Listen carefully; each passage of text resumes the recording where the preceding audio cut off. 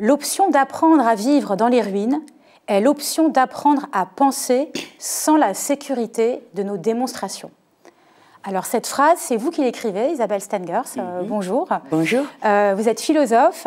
Vous venez de publier « Réactiver le sens commun », qui est en fait la relecture et la réécriture d'un livre que vous aviez déjà publié il y a quelque temps, qui est consacré en partie au philosophe Whitehead, philosophe et mathématicien.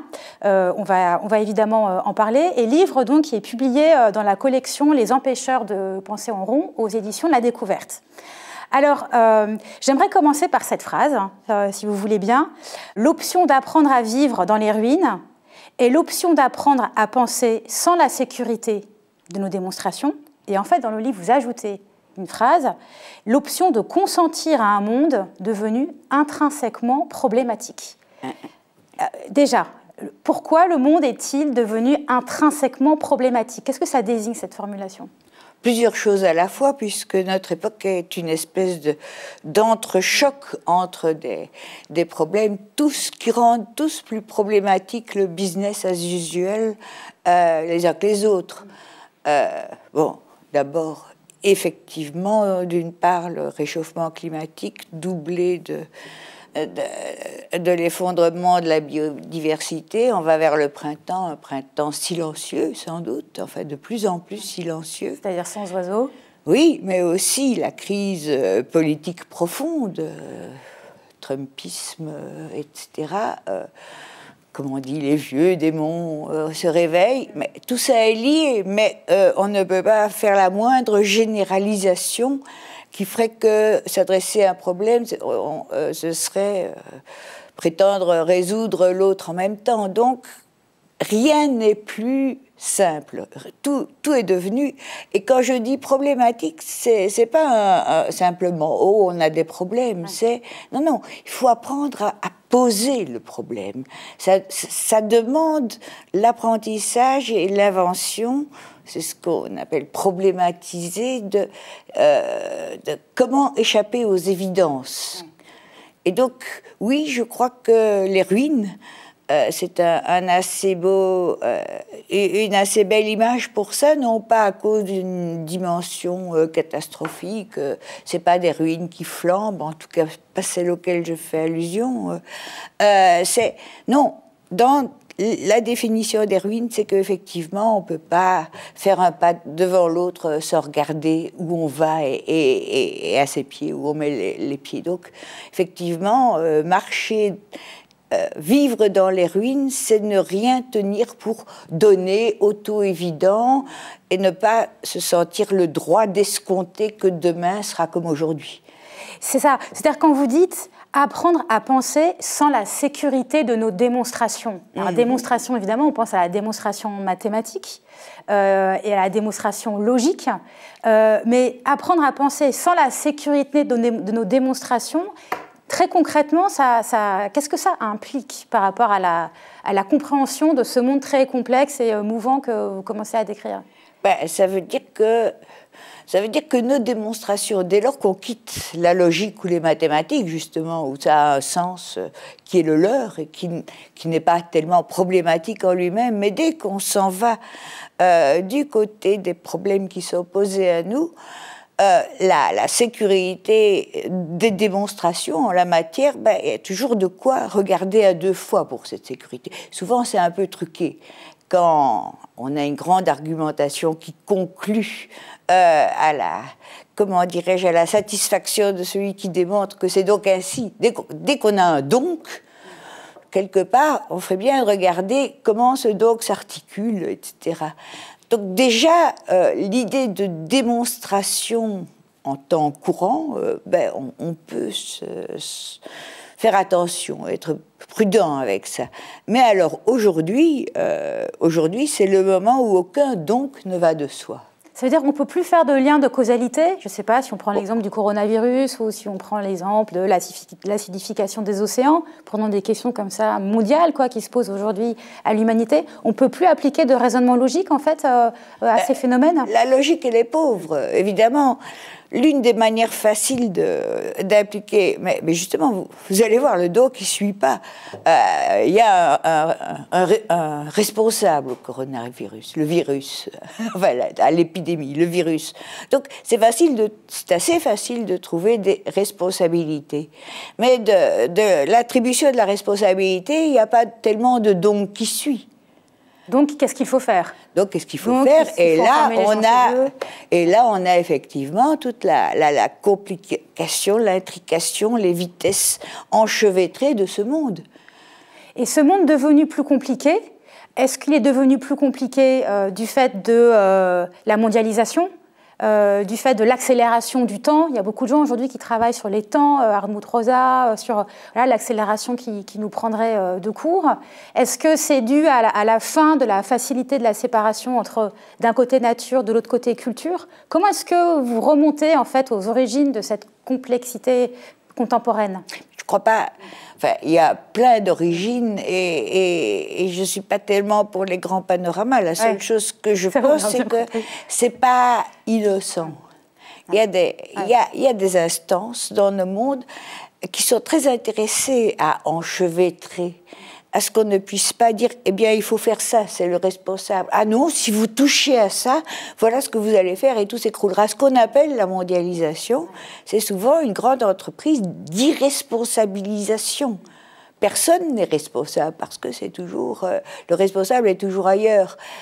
Donc, je crois que l'idée de retrouver un monde où on puisse dire là, ça va pas, il faut changer... Un monde où une volonté politique puisse changer, ça impliquerait une transformation, une transformation, comment dirais-je, qui est une fabrication de ici, on doit pouvoir demander des comptes. Ouais.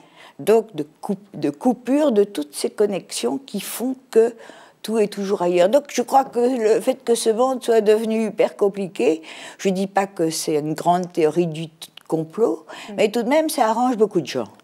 Oui, donc c'est pas non plus, ça on va y venir après, c'est pas non plus complètement dépolitisé en fait. Comme non. Dire ça ne veut pas dire ignorer l'existence de rapports de force, d'intérêts de certains à l'encontre des intérêts d'autres personnes. Non, quand quelqu'un qui a le pouvoir veut trouver, là où il a le pouvoir, la possibilité de demander des comptes, ben, il organise les choses autrement. Ça ne veut pas dire qu'on est dans la vérité, ça veut dire qu'effectivement, pouvoir se renvoyer la patate chaude indéfiniment, comme c'est le cas aujourd'hui, eh bien, ça veut dire qu'on ne tient pas tellement à changer les choses. Alors, donc dans ce contexte, cette situation plutôt actuelle, donc de complexité que vous décrivez, vous, dans ce moment-là, vous proposez de réactiver ce que vous appelez le sens commun. Et cette expression, elle appelle une explication de votre part, parce que ce n'est pas évident, en fait. On a un peu perdu de vue ce que ça veut dire le sens commun. Est-ce que vous pourriez déjà nous expliquer le sens commun, à vos yeux, ça signifie quoi? Oui, c'est surtout... J'ai décidé, un peu à la suite de Whitehead, qui me tendait des perches pour ça et qui me faisait penser à partir de ça, d'inventer un sens du sens commun qui fasse sens pour être réactivé, parce que pour beaucoup, c'est à peu près comme le bon sens, etc.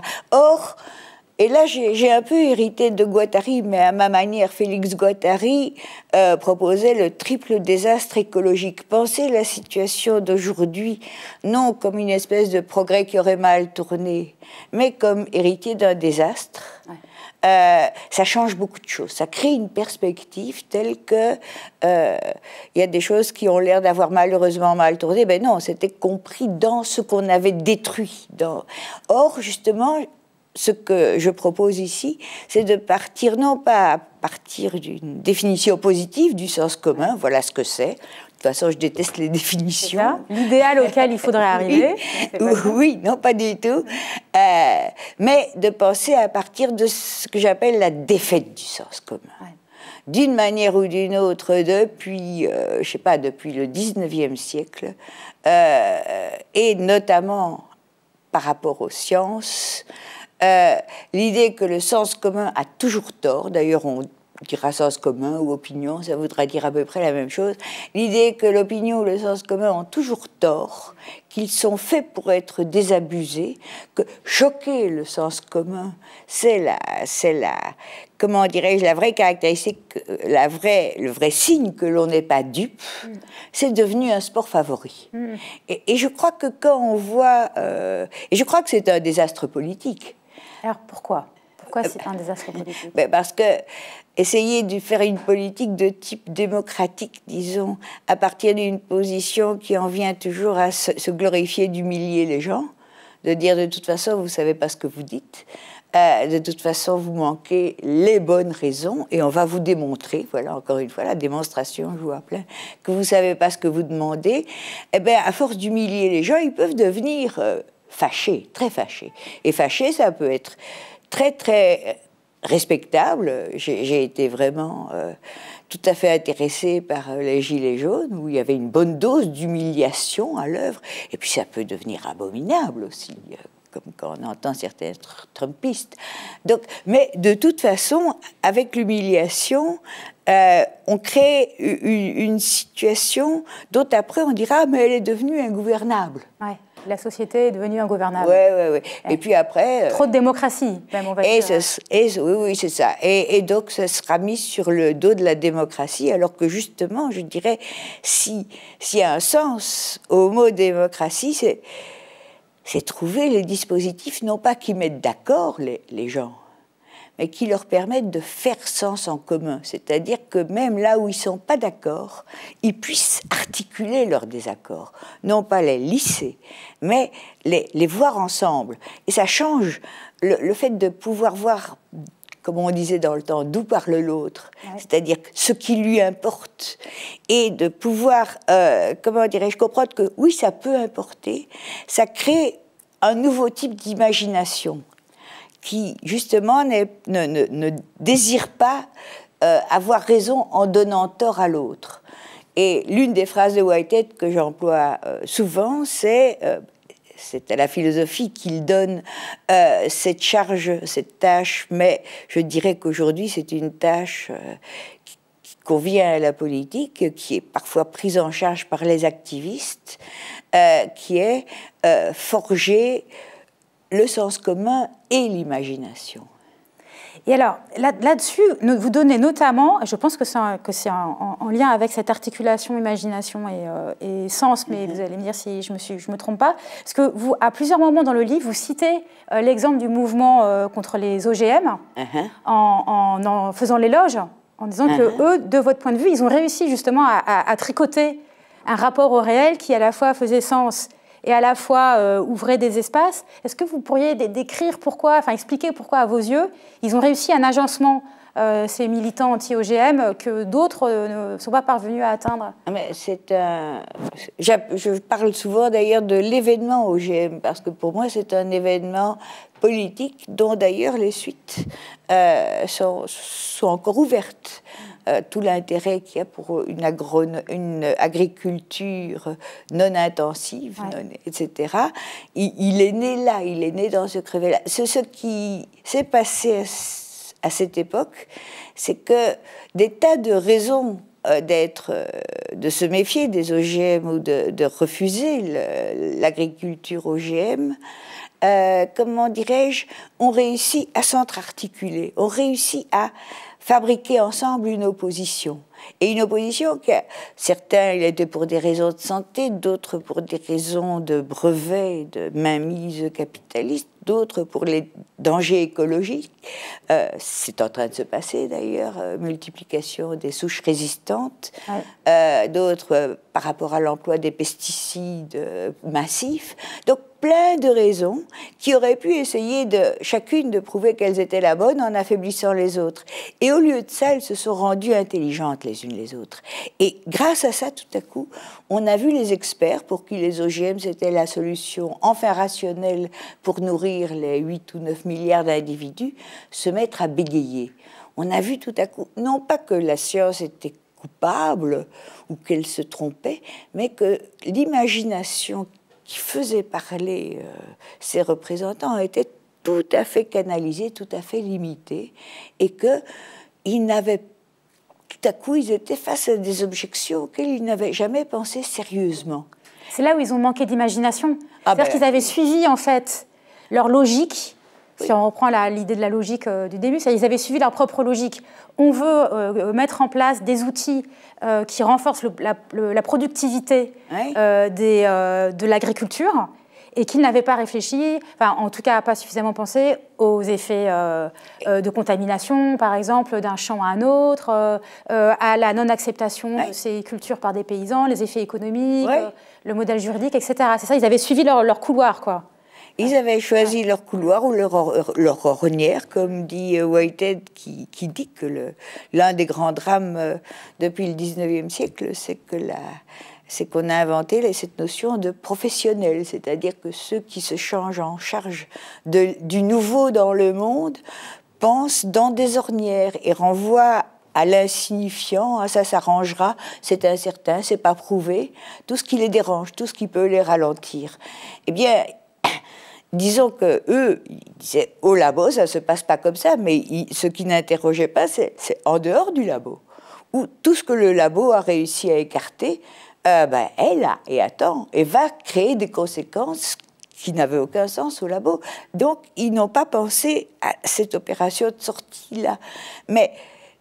Et le caractère politique de l'événement, en quoi c'est un événement, c'est que c'est justement cette coalition de non-scientifiques qui en a fait penser certains, qui a fabriqué de la pensée, qui a fabriqué un faire-sens en commun, qui, y compris, a fait changer d'avis pas mal de scientifiques, a ouvert l'imagination de pas mal de scientifiques qui se sont dit, mais c'est vrai, ils ont raison, c'est caricatural cette histoire. Oui, mais la manière dont nos sciences fonctionnent est relativement faite pour produire ce genre de caricature. Et donner tort au sens commun qui va être dit refusant l'innovation, ayant peur, étant conservateur, etc. Donc il y a toute une manière de repousser des objections dont l'un des premiers sens est de souligner la différence de milieu pratique et concret entre un laboratoire peuplé de scientifiques et de techniciens et de collègues et de publications à faire, etc. Et le milieu où cette innovation va faire d'autres effets totalement non cultivés par les scientifiques. En même temps, qui n'est pas résolu. Alors, vous allez dire, justement, le point, c'est qu'on ne peut plus trouver de solution en tant que telle au problème. Mais ce que je veux dire, c'est que si on prend l'exemple des OGM, on trouve toujours, aujourd'hui, beaucoup de personnes qui soient scientifiques ou croyant à la science de la manière dont vous le décrivez, c'est-à-dire, peut-être ornière, dirait Whitehead, qui considèrent encore aujourd'hui, qui sont encore profondément convaincus aujourd'hui que cet outil, cette technologie est efficace et nécessaire. Donc, je veux dire, le sens commun ne veut pas dire consensus. Oui, mais de moins en moins, en fait. Et avec beaucoup de conflits d'intérêts entre leur position et l'appui qu'ils reçoivent. Donc, non, je crois... Moi, j'ai été un peu mêlée à une situation de ce genre en Belgique, de décontamination, comme on disait des gens. J'ai jamais reçu de tels témoignages de sympathie, mais de la part de gens qui n'étaient pas engagés. Non, il y a eu un point de bascule tout à coup. Il y a eu un point de bascule, et je crois que ça, c'est stable. Et que toutes ces histoires d'agroécologie, etc., proviennent de ça, est nourrie par ça. Non, quand ce genre d'événement se produit, ça a des suites, même si Monsanto est toujours debout. Oui. Mais de toute façon, je parlais de problématiser. Pour moi, ça n'est pas de résoudre.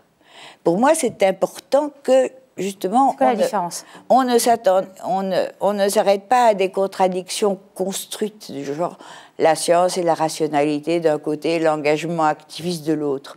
Ce genre de... le savoir, les émotions. Oui, tout ça. La pensée, les opinions. Exactement. Les causes, l'inexplicable. Enfin, tout ça, c'est des paresses de la pensée et des paresses soigneusement, je dirais, conservées, parce que ça permet de simplifier la situation et de la démembrer de telle sorte qu'on soit dans l'ordre du ou bien, qui cache toutes les possibilités arrêtez un peu, on pourrait tout de même poser les problèmes autrement, non ? Et c'est là que le mot problématiser prend son sens positif. Ouais. Voir un problème là où on avait une solution ou deux solutions antagonistes, etc. Dire, mais non, les deux s'entre-caricaturent. Et pour ça, justement, faire sens en commun, c'est un des sens que ça prend. C'est-à-dire que quand, comme dans le cas des OGM, pas mal de gens tout à coup disent oui, c'est vrai. Ce oui, c'est vrai, c'est pas un tel a raison, c'est toute la situation me parle autrement. Donc c'est vraiment faire changer la perception, non pas du côté de l'évidence, mais plutôt de l'évidence que jusqu'ici, pourquoi est-ce qu'on s'est arrêté à poser le problème comme ça ?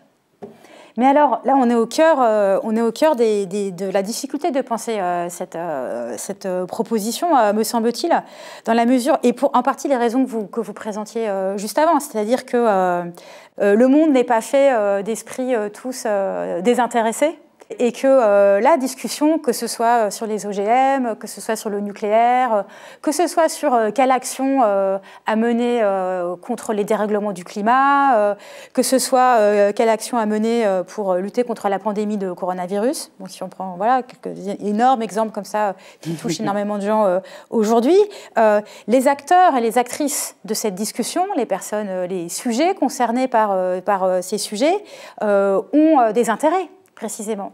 Ont des intérêts, il y a des rapports de force qui existent entre les uns et les autres. Ce que l'un a intérêt à faire avancer comme solution, je ne sais pas, on pourrait imaginer que, par exemple, un habitant de la côte du Bangladesh a fort intérêt à ce que, extrêmement rapidement, les extracteurs de charbon polonais ou gaziers états-uniens arrêtent d'extraire ces énergies fossiles. Et au-delà du fait que c'est compliqué de mettre tous ces gens dans la même pièce, au-delà de ça, évidemment que chacun, enfin évidemment, en tout cas, de la manière dont ça se passe aujourd'hui, ce qu'on observe, c'est qu'ils défendent en fait leurs propres intérêts. Et donc du coup, est-ce que cette idée, cette presque un peu idéal de sens commun, il ne va pas buter sans cesse sur cette réalité-là d'intérêts différents, de rapports de force, d'inégalités sociales, géopolitiques, etc. D'abord, pour moi, la notion d'intérêt, ça veut d'abord dire l'existence d'une relation et je ne prends pas le mot intérêt en mauvaise part. Okay. Je crois que la neutralité, je me demande comment elle est construite et qu'est-ce qui est nié pour avoir une position d'intérêt et dire les faits sont là, je suis neutre. À quel fait vous référez-vous qui vous permettent d'être neutre. Ouais. Donc, il faut d'abord ne pas faire des intérêts des obstacles. Par contre, si on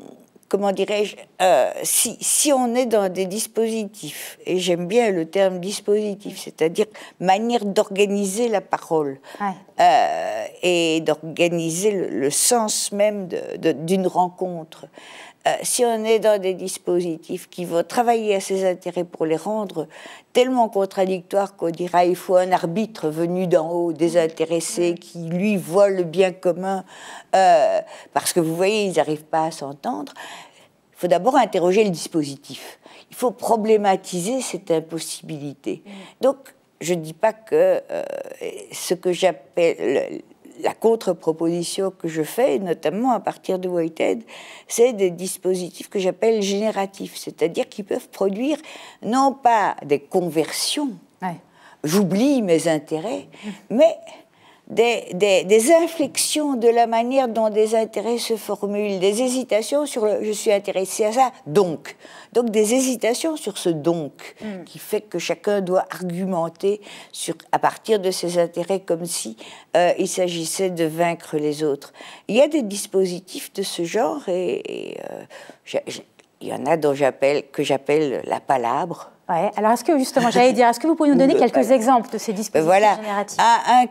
Un que j'ai connu un peu par le hasard de la vie, parce que c'était pas du tout en poursuite professionnelle, mais ça m'a transformée, c'est d'avoir participé à la manière dont, en milieu africain, il arrive qu'on discute d'un problème qui peut semer le trouble. Et là, c'était une réunion mixte avec des Blancs et des Africains, si je peux dire. C'était un problème d'ordre privé, mais qui concernait des communautés, parce qu'il n'y a pas d'ordre vraiment privé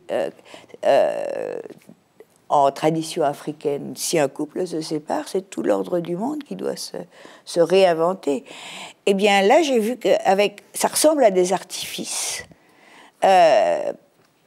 Notamment, mais c'est quelque chose que les activistes, surtout aux États-Unis, ont repris aussi, c'est-à-dire ne jamais attribuer à l'autre des intentions qui permettront d'affaiblir sa position. Oui, tu dis ça parce que ne jamais donc insulter les autres, toujours renvoyer à la situation, demander à la situation d'articuler la position, donner à la situation un caractère de plus en plus concret.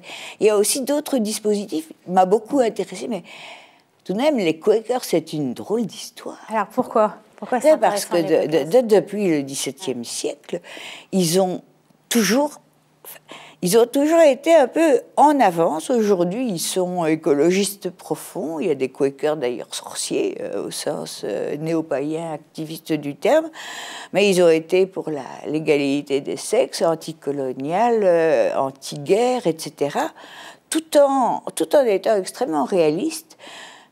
Et quand on voit leur rite, eh bien, une des premières choses qui est dit, le silence est connu, hein, faire silence, puis certaines paroles. Mes frères, n'oubliez pas que vous pourriez être dans l'erreur, qui se dit à tous. Au démarrage d'une discussion. Au démarrage, chacun pourrait être dans l'erreur. Donc ça veut dire que la question « je ne me trompe pas, j'ai raison » est immédiatement affaiblie. Ça ne veut pas dire qu'on ne peut pas avoir des raisons. Mais entre avoir des raisons et dire j'ai raison, il peut y avoir un gouffre. Et donc, c'est toutes ces interstices-là qui doivent être travaillés. C'est une forme de culture politique. Hein. Oui. C'est intéressant le dossier que vous citiez, en effet, l'exemple des Quakers, parce que l'anthropologue David Graeber, qui a beaucoup travaillé sur les mouvements anarchistes, qui est par ailleurs lui-même un militant anarchiste, a tracé cette généalogie entre les modes de réunion Quaker et les réunions horizontales et les pratiques de partage de parole horizontales des groupes affinitaires anar ou anti-État qu'on a trouvé dans les mouvements altermondialistes et puis qu'on poursuit. C'est-à-dire qu'on parle souvent d'emprunt au mode de réunion prémoderne, comme on dirait, comme le Palabre ou d'autres. Il y en a beaucoup. Mais il y a aussi les Quakers. Et l'autre exemple que vous citez, j'aimerais bien que vous nous en disiez quelques mots, c'est la ZAD de Notre-Dame-des-Landes. Oui. Et vous les citez notamment par rapport à leur contribution, alors pas au sens commun en tant que tel, mais au commun, comme un endroit de fabrique du commun. Est-ce que vous pourriez expliquer pourquoi est-ce que vous voyez la ZAD de Notre-Dame-des-Landes comme ça? D'abord, les communs. Je veux dire, pour moi, la ZAD, plus d'autres choses, c'est-à-dire la lutte contre le monde de Macron et tout ça, la ZAD fait partie aussi de ce que je tends à appeler une résurgence des communs.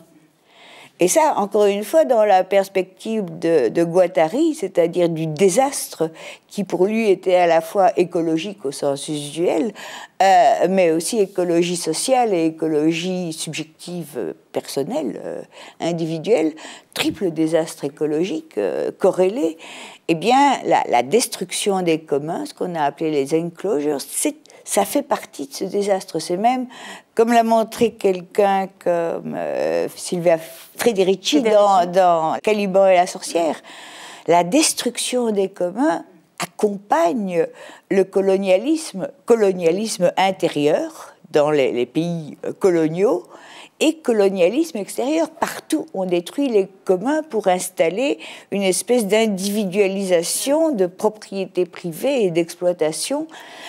Donc, la destruction, le ravage globalisant du monde et des mondes et la destruction des communs ont partie liée. Donc la résurgence des communs, c'est finalement, mais qu'est-ce qui nous est arrivé? Et pour moi, c'est quelque chose, quand je dis problématiser, c'est pas se gratter la tête avec beaucoup de perplexité. C'est fabriquer ce qu'on peut appeler des inconnus de la question. Et l'une des inconnues, c'est, nous ne... parlait de tous ces intérêts qui s'entrechoquent. Oui, nous ne savons pas de quoi les humains sont capables. Parce que ce que nous connaissons et ce qui a été introduit et ce sur quoi nous fondons nos démonstrations d'impossibilité, c'est des humains mutilés. Et mutilés justement par cette culture du commun, cette culture de comment vivre ensemble, et pas seulement entre humains, ça peut être aussi avec des non-humains, avec des vivants et avec des lieux surtout. Ce à quoi nous avons affaire, ce sont des êtres qui ont été mutilés. Nous sommes tous mutilés. Et ça, je crois que c'est très important. Nous le sommes tous. C'est quelque chose que Starhawk, la sorcière néo-païenne, dit. Nous avons tous à nous réapproprier, mais au sens où se réapproprier, c'est de redevenir propre à ce dont nous avons été séparés. Nous sommes tous malades.